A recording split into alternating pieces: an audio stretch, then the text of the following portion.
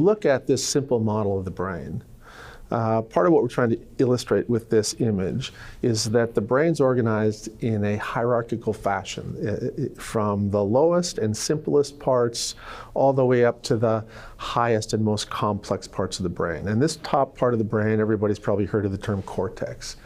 And that part of the brain is involved in planning and speech and language and knowing right from wrong.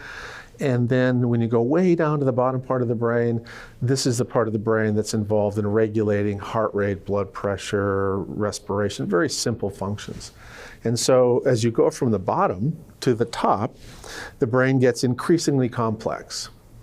And the interesting thing is, the ability to tell time is actually something that is mediated by the top part of the brain. So the lower part of your brain, very simple, very primitive, very regulatory.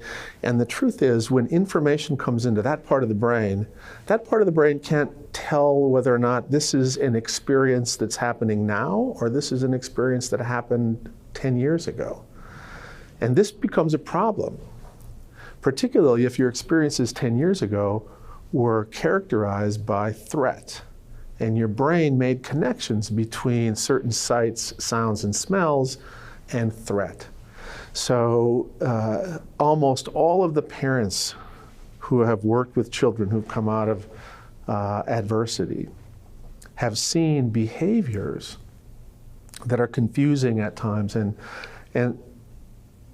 in large part, the confusion arises from the fact that the brain of the child is processing the present as if it was the past.